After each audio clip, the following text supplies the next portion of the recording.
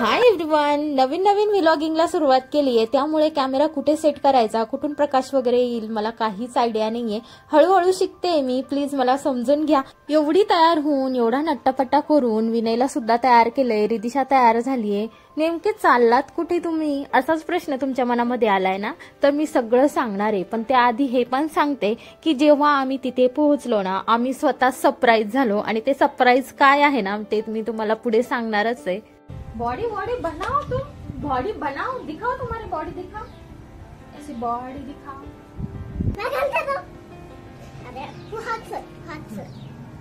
बघितलात का, स्वतःची कामं स्वतःच करत असतो. आणि त्यानंतर मी त्याचे केस पण विचारायला घेतले. म्हणतो कसा, हे असा भांग नको पाडू, अशी केस विचार. मग मी म्हटलं तूच करत जा बाबा तुझं काम. आणि असंच कुठं बाहेर जायचं असेल की 2-3 बॉटल्स पाणी तर मी भरूनच घेते आणि जायच्या अगोदर 2-3 ग्लास पाणी सुद्धा पिऊन टाकते, म्हणजे माझं डोकं दुखायला नको. तुम्ही सुद्धा असंच करत जा, कारण बाहेर कुठं गेला ना की आपण पाणी प्यायला खूप कमतरता करतो. विनय कुठे चालला? माईक घ्यायला. माईक तर नाही घेऊन देणार आहे तुला आम्ही, नाही घेऊन देणार. थँक्यू विनय. मग असंच कुठेतरी बाहेर गेल्यावर जर त्याला असं फुल दिसलं ना की तोडतो आणि माझ्याकडे आणून देतो आणि म्हणतो हे घे मामा तुला. संडे असल्यामुळे आरामात उठलो आणि बाहेरच नाश्ता करायचं ठरवलं आणि इथे आम्ही थांबलो नाश्ता करायला. तर आजूबाजूला मस्त छान शेत होतं. रिदिशाचे बाबा म्हणतात चल जाऊन येऊ या शेतामध्ये. म्हटलं नको बाबा, इथे बिबट्यांची फार भीती आहे.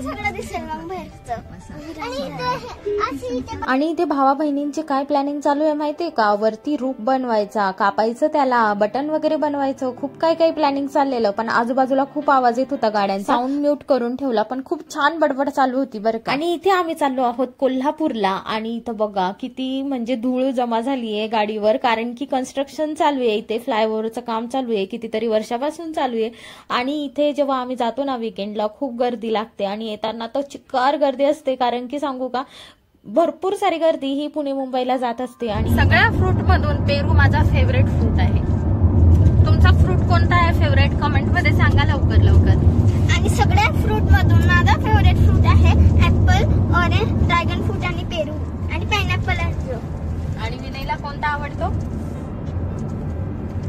कोणता फ्रूट फेवरेट आहे विनयचा? Apple, orange juice. रितिशाने तर एवढ्या फ्रूटचे नावं घेतले ना की असं वाटतं की म्हणजे आवडीचा एकच फ्रूट नाही तर बिना आवडीचे तिला विचारायला पाहिजे. आणि एकदम हसत हसत एन्जॉय करत आम्ही पोहोचलो कोल्हापूरमध्ये. पण येता येता खूप लेट झालं, कारण की काय झालं ना की आम्ही मॅप तर लावला होता, पण आम्हाला रेग्युलर रस्ता माहिती होता ना की फ्लायओव्हरच्या खालून जायचं होतं म्हणून. पण तिथे इतके कन्स्ट्रक्शन चालू आहे ना कोल्हापूरमध्ये हायवेला की काही कळतच नाही की रस्ता कुठून काय चाललाय म्हणून. मग पुढे जाऊन रिटर्न आम्हाला मागे यावं लागलं आणि त्यानंतर आम्ही आमच्या डेस्टिनेशनवर पोहोचलो. तर इथे आल्यावर तर आम्ही पूर्णपणे सरप्राईज झालो. ऊन खूप आहे, खूप ऊन आहे. तर हॅलो एव्हरीवन, आम्ही आलो होतो क्रोमामध्ये. पण हे बघा इथे फक्त झुडिओचं शॉप आहे.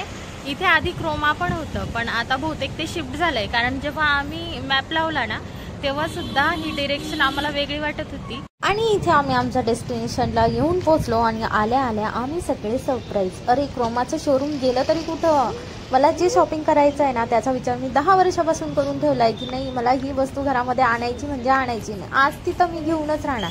आणि इथं आल्यावर बघतो तर क्रोमाचं पूर्ण शोरूम एम्प्टी होतं आणि ते शिफ्ट झालेलं, शिफ्ट झालंय पूर्ण एम्प्टी. तर आम्ही क्रोमामध्ये जाणार होतो, पण क्रोमा दुसरीकडे शिफ्ट झाला आहे, त्यामुळे आता आम्ही जाणार आहे झुडिओला. तर तिथे खूप सारे मेकअपचे सामान, खूप सारे मेकअपचे सामान.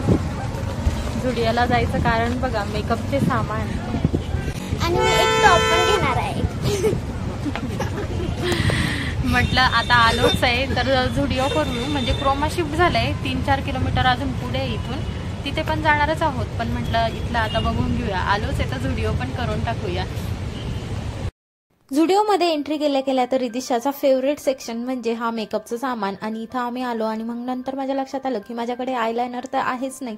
मग रिदिशाला म्हटलं आयलायनर काढ. तिने 3-4 कलरचे आयलायनर मला काढून पण दिले आणि मग मी म्हटलं चल ब्लॅक कलरचंच घेऊया, सगळ्यावर सूट होतो. एवढंच घ्यायचं का अजून? नाही बस आयलायनरच. अजून फिरूया की. आणि इथे मेकअप सेक्शन मध्ये जितक्या वस्तूंची नावं मला माहिती नव्हते तेवढं सगळं रिदिशाला माहिती. तीच मला सांगत होती हे असतं, हे घ्यायचं का, ते घ्यायचं का. आणि म्हटलं नको बाबा, एवढं काय आपण यूज पण नाही करत. आणि मग मी इथे जीन्स बघायला लागली तर म्हटलं घेऊया. पण ट्रायल रूम कडे गेली तर बापरे इतकी गर्दी, म्हटलं नको. मग इथून आम्ही झुडिओचा सेक्शन सोडला आणि आता आम्ही स्टार बाजार. तर गाइस तुम्ही बघू शकता, असं वाटतंय की रिअली हो राहिलं, पण असं रिअली ती बॅटरीवर चालणारी कॅन्डल होती आणि अशी ओरिजिनल अशी पेटते असं वाटत होतं. तुम्हाला दाखवायची होती खरं, पण रिदिशा आणि विनयचेच भांडणं चालू झाले. मग म्हटलं चला दुसऱ्या सेक्शनला जाऊ. आणि दुसरा सेक्शन म्हणजे इथे भाजीपाल्यांचा सेक्शन आहे. तर मी खरं तर मार्केटमधूनच भाजीपाला घेत असते, पण ह्या वेळेस काय झालं की आज आहे संडे आणि त्यामुळे म्हटलं चला आलोच आहे तर 2-3 भाजीपाला घेऊनच टाकूया. आणि इथे छान छान फ्रेश फ्रुट्स पण होते आणि किंमत पण कमी होती. म्हटलं चला आलोच आहे तर हे पण करून टाकूया. आणि मी तुम्हाला आधीच सांगितलं की माझा पेरू हा फेवरेट फ्रूट आहे, म्हणून माझी काही नजर हटतच नव्हती.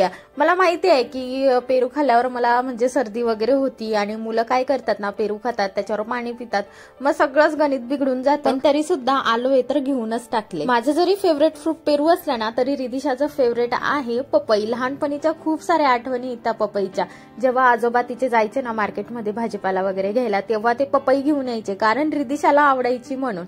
म्हटलं चला आलोच आहे तर पपई पण घेऊन टाकूया. एवढी होऊन जाईल ना आपल्याला.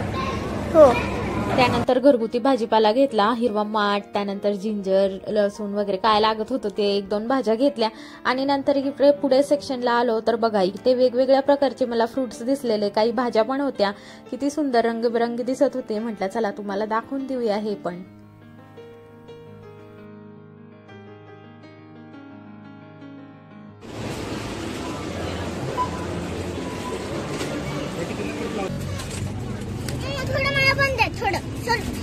थोडं मला बंद दे. तुला नाही चालत. खरं तर मी इथे ना ह्या गोष्टींची शॉपिंग करायला आलीच नव्हती, तरी सुद्धा ह्या गोष्टी घेण्यात आल्या. आणि इथं आम्ही पिशवी सुद्धा आणली नव्हती, कारण हे डोक्यातच नव्हतं की ह्या वस्तू घ्यायच्या वगैरे म्हणून. मग एक्स्ट्रा पिशवी घ्यायची म्हटल्यावर 20-30 रुपयाचा खर्च. आणि मग मी म्हटलं घरी ऑलरेडी इतक्या पिशव्या जमा झाल्या आहेत, म्हटलं नाही घ्यायच्या.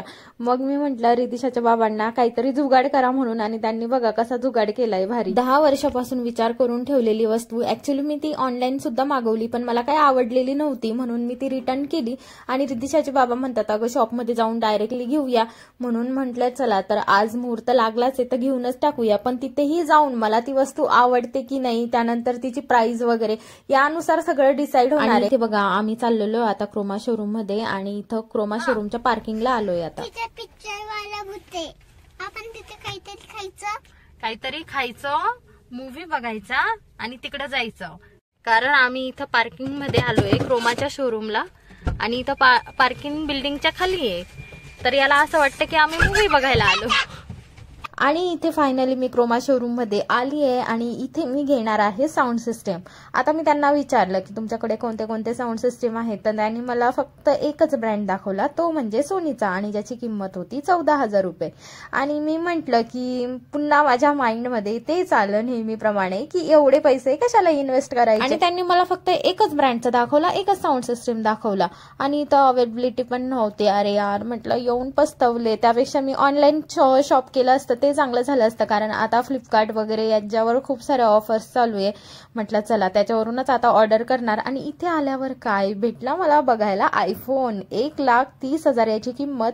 आणि पण क्लॅरिटी बघा कशी जबरदस्त आहे.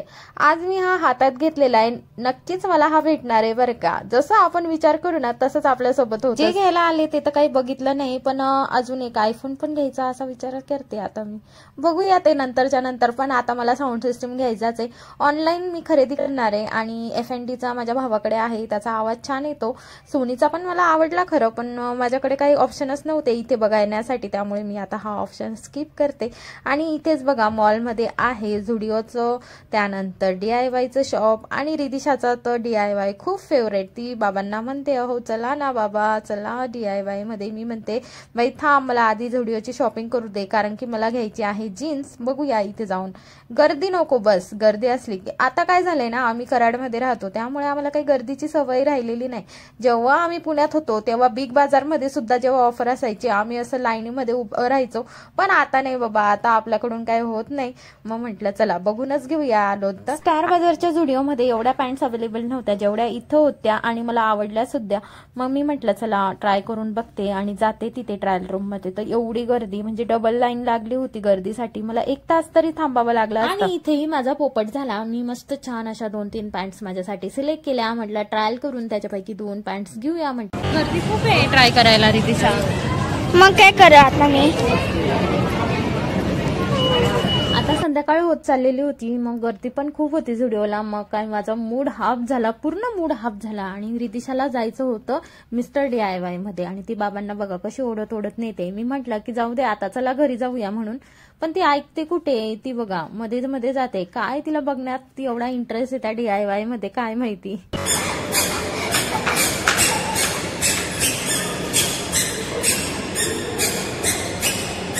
नाही नाही म्हणता म्हणता DIYच्या शॉपमध्ये पण जाऊनच आलो. आणि गेल्या गेल्या मी तर पहिले भांड्याची घासणी घेतली बाबा मला, कारण की ना ती खूप छान आहे. म्हणजे इथली 20 रुपयामध्ये 3 भांड्याच्या घासण्या येतात म्हणून मी ती घेऊनच टाकली. आणि इथे रितिशाला भेटलं हे मसाजर आणि म्हणते की माझी मसाज करून दे. मग मी तिची छान मसाज करून दिली. तिचे बाबा म्हणतात थांब थांब मी पण करून घेतो थोडीशी मसाज. मग त्यांनी सुद्धा करून घेतली. हा करत राहील.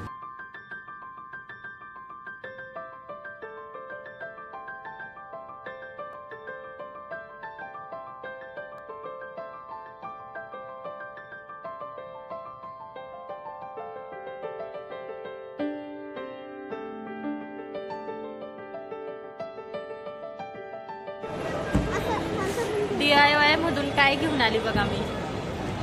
टूथब्रश आणि भांडे घासायची घासणी, जे की फक्त माझ्या कामाचं आहे.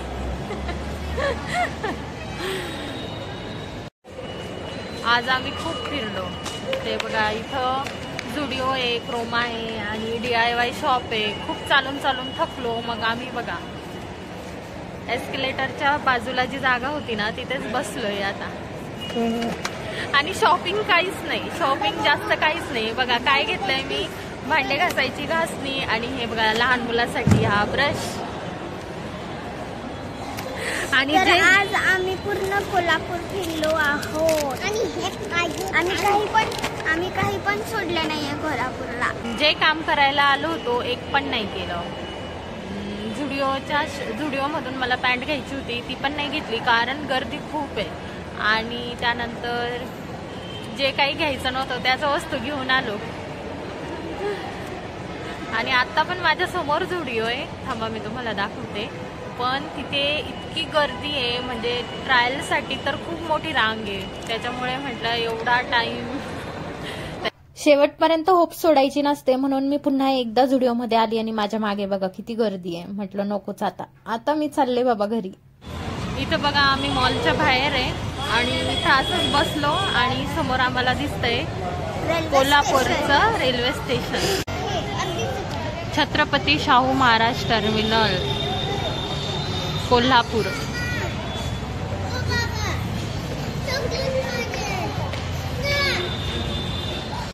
माझ्या मागे बघा किती छान असा सूर्य दिसतोय. थांबा दाखवते तुम्हाला. कोल्हापूरातून जेव्हा आम्ही घरी जातो ना तेव्हा कसबा बावडा रोडवर अशी खाऊगल्ली आहे आणि तिथे आम्ही थांबलो. आणि इतका छान सनसेट ना. आणि हा रोड माझा फेवरेट, इतका मोठा रोड आहे ना त्यामुळे गर्दी सुद्धा इथे जाणवत नाही. आजूबाजूला शेत असल्यामुळे खूप प्रसन्न वाटतं. इथे आम्हाला 7 वाजले, अजून आम्ही घरी निघालो नाहीये. आम्ही कोल्हापुरातच आहोत. आणि जाताना इतकी गर्दी होती, पण ती गर्दीची मजा आहे ना थोडीशी अजून वाढली. म्हणजे कसं समोर जे ट्रक असतात त्यांच्यावर काय काय लिहिलेलं असतं. आणि या ट्रकवर बघा किती छान लिहिलंय, धोका किस्मत देती है लाला मेहनत नाही. भेटूया अशा नवीन इंटरेस्टिंग ब्लॉग सोबत. तोपर्यंत बाय. माझ्या चॅनलला सबस्क्राईब करायला विसरू नका.